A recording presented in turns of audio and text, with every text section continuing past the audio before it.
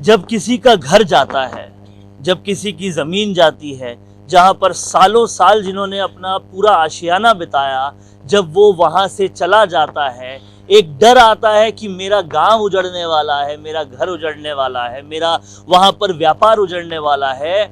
तो कहीं ना कहीं पूरी जिंदगी उथल पुथल हो जाती है। और ऐसी जिंदगियां जो उथल पुथल हो रही है वो एक नहीं, दो नहीं, 76 गांवों की हो रही है। एक साथ 76 गांव जा रहे हैं क्योंकि डूंगरी बांध बन रहा है। पीड़ाएं अनेक हैं। कुछ लोग कह रहे हैं कि ये बांध पहले यहाँ था ही नहीं, ये तो राजनीतिक द्वेषता के कारण यहाँ पर आया है, यहाँ पे बांध की जरूरत ही नहीं है। बांध बन जाएगा तो कईयों के धंधे चले जाएंगे, व्यापार चले जाएंगे, संस्कृति चली जाएगी, रणथंभौर की जमीन चली जाएगी केला देवी की जमीन, मवेशी चले जाएंगे। बहुत सारी बातें हैं। दर्द एक एक का जानेंगे, समझेंगे, पहुंचाएंगे आलाओं तक कि उन्हें समझ में आए कि क्या पीड़ा है, आखिरी मंजर तक क्या पीड़ा है। ये अगर डैम बन जाता है तो आपके गांव में, आसपास के गांव में कितना उजड़ेगा, क्या क्या उजड़ेगा, थोड़ा इसे विस्तार से समझाइए। क्या क्या आपको लगता है जो उजड़ने वाला है? जो सरकार गरीब आदमी की पीड़ा और विस्थापन के दर्द को नहीं समझती है, ऐसे राजनेताओं को, ऐसे सत्ताधीशों को सरकार में बने रहने का कोई नैतिक दायित्व नहीं है। उनको नहीं पता है कि इन लगभग 90 गांवों की जनता अंदर से बेहद पीड़ित है, बेहद दर्द और संवेदना का अनुभव कर रही है। उनके सामने भविष्य का एक बहुत बड़ा प्रश्न चिन्ह है। उनके मकानों का, उनके मंदिरों का, उनके स्कूलों का, उनकी मवेशियों का, उनके बच्चों के भविष्य का, उनकी जमीन का, जिससे वे बेहद लगाव और प्यार करते हैं।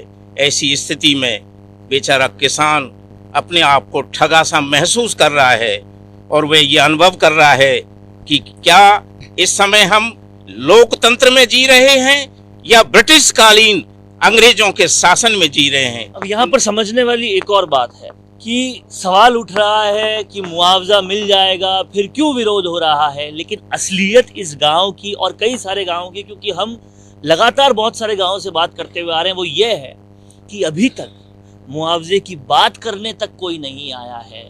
मुआवजा छोड़िए, सरकार छोड़िए, विपक्ष भी अभी तक नहीं आया है। इन सब लोगों की सुध ही किसी ने नहीं ली है और ये सब उस डर में जी रहे हैं कि भविष्य क्या होगा। क्या कोई सरकार से, किरोड़ी लाल मीणा या और कोई, या विपक्ष से इंदिरा मीणा या और कोई, या प्रशासन से आपसे कोई मिला, कुछ पूछा आपसे? नहीं, कुछ नहीं पूछा। और आप लोगों का डर किस तरह का, घर में किस तरह से बात होती है डूंगरी बांध को लेकर? डूंगरी बांध को लेकर यही बात होती है कि हम यहाँ से कहाँ जाएंगे, जो हमारी पुश्तैनी जमीन है इसको छोड़ के हमारे बाल बच्चों का क्या होगा। तो इसीलिए हमारे ये बांध बनना ही बनना चाहिए। अच्छा, एक बात बताइए, कहीं पर भी अगर मुआवजा मिल जाता है, कहीं पर भी अगर दूर जमीन दे देते हैं, तो वो जमीन तो दे देंगे लेकिन वहाँ व्यवसाय स्थापित करना, वहाँ सब कुछ जीरो से शुरू करना कितना मुश्किल होगा? मुश्किल क्या, हम मुआवजा लेना ही नहीं चाहते, हम जगह नहीं छोड़ना चाहते, एक घर भी हमारा विस्थापन नहीं होने देंगे। हम मुआवजा की तो बात छोड़े, हम उठना ही नहीं चाहते। ये भी समझने वाली बात है कि मुआवजे का लॉलीपॉप जो दिया जा रहा है वो अगर मिल भी जाए तो जीरो से शुरू करना वापस जीवन कोई खेल नहीं है। यहाँ संस्कृतियाँ बसती है, यहाँ व्यापार बसता है, यहाँ पूरा परिवार जीता है, वो सब कैसे होगा? तो लोगों का कहना है कि हम होने ही नहीं देंगे। और कहीं ना कहीं हम और गांव में भी बात करके आए, वहाँ पर लोगों का साफ कहना है कि सारे के सारे किसान बैठ जाएंगे, अगर कोई कंस्ट्रक्शन होता है तो काम होने नहीं देंगे, क्योंकि ये चीज़ समझने वाली है। एक और लॉजिक पे बात होती है कि दौसा समेत ऐसे 17-18 जिले हैं जहां पानी की दिक्कत है, वो दिक्कत ये बांध बनने से सॉल्व होगी। दूसरी बात, यहाँ के जो कैबिनेट मंत्री है, यहाँ के जो कैबिनेट मंत्री किरोड़ी लाल मीणा, वो कह रहे कोई 76 गांव नहीं जा रहे, 17-18 गांव जा रहे हैं। आपका क्या कहना है? सुनो भाई, सुनो। हमारा ये है, ओ भैया थोड़ी देर सुनो भाई। हमारा कहना ये है कि जहां पर ये परियोजना चम्बल परियोजना है, चम्बल परियोजना पे इसको बनाया जाए, हमने कोई आपत्ति नहीं है। हमारी तो आपत्ति यह है कि डोंगरी बांध पे तो हम एक ईंट भी नहीं रखने देंगे, चाहे हमारा प्राण चलो जाए। है बात यह है कि भाई जल पे सबका अधिकार है, हमको कोई आपत्ति नहीं है। लिफ्ट योजना से पानी पहुंचाया जाए और वहां भी नदी नाला है तो उनको बंधवाया जाए भाई, उन जिलान में हमें कोई आपत्ति थोड़ी। लेकिन हमारा तो ये है, और विशेष हमारा तो यहाँ की जो जनता है, ये गांव जो 88 बताए कहते, लेकिन कम से कम 500 गांव है यहाँ, 500 गांव की चाहे जनता मर जाए लेकिन हम यहाँ ईंट भी नहीं रखने देंगे। एक और बात है जो समझने वाली है, यहाँ कह रहे हैं कि जो 76 गांव है वो तो खाली होंगे और उसकी जगह डूंगरी बांध आएगा, लेकिन आसपास जब हमने बात की तो उन्होंने बताया कि मसला केवल 76 गांवों का नहीं है। बांध बन जाएगा तो उसके आसपास भी जो गांव होंगे उनको तो ना कोई मुआवजा मिलेगा ना कोई बात, उन्हें भी अपने दुकान प्रतिष्ठान सब हटाने पड़ेंगे। क्या ये सच है? मेरा आपसे ये निवेदन है कि ये लोग कह रहे हैं कि 76 गांव नहीं है, पूरी लिस्ट है। 76 क्या, पूरा सपोटरा तहसील, सवाई माधोपुर तहसील, मलारना डूंगर, दोनों जिलों के पूरा जिला खत्म।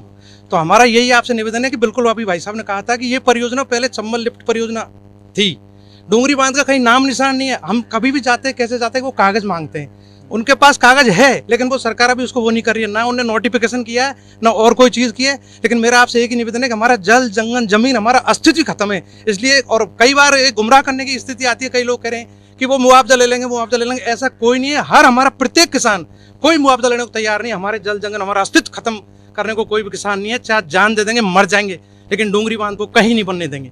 ये सारे किसान है, माँ बहन बेटी, और हमारे अस्तित्व जंगल पशु सारे बिल्कुल यूँ मानो कि अभी बिल्कुल तहत, मतलब एक तरह से पजट है सब लोग। जो लोग गाँव में जो भ्रम की स्थिति फैली हुई है, कई लोगों को तो इसके नाम से हटने का रहा है, कई लोगों की मौत हो चुकी है अभी। ये भी समझने वाली बात है। YouTube चैनल बनाना चाहते हो लेकिन एंकर कौन बनेगा, एडिटिंग कौन करेगा, SEO कैसे होगा? लेकिन तू कर भी क्या सकता है यार? मैं कर क्या सकता हूँ? यही सोचकर रुक जाते हो ना, तो अब स्ट्रेस मत लो। मिशी मीडिया सॉल्यूशंस है ना, क्योंकि वो लाए हैं पूरी YouTube सेवा आपके लिए। एंकर चाहिए मिल जाएगा, एडिटिंग चाहिए मिल जाएगी, वो भी top class, uploading plus SEO, full optimization. बस अपना नीश हमें बताओ, वो चाहे बिजनेस हो, एजुकेशन हो, ब्लॉग हो या फिर कोई भी कैटेगरी हो, हम आपका पूरा YouTube चैनल प्रोफेशनल तरीके से रन करेंगे। वीडियोस होंगे सिनेमैटिक, थंबनेल्स होंगे क्लिकेबल और SEO होगा इतना स्ट्रॉन्ग कि वीडियो सर्च में ऊपर आ जाएगा। और ऑन स्क्रीन फेस चाहिए, हम प्रोवाइड करते हैं ना। स्क्रिप्ट चाहिए, हम लिखते हैं ना। और फुल चैनल मैनेजमेंट चाहिए तो मिशी मीडिया सॉल्यूशंस है ना आपके लिए। चैनल ग्रो करना है हमसे मिलिए, प्रोफेशनली स्टार्ट करना है हमसे मिलिए। तो मिशी मीडिया सॉल्यूशंस से बेहतर कोई और ऑप्शन आपके पास नहीं है। तो अभी DM करो और अपना YouTube चैनल आज से ही शुरू करो।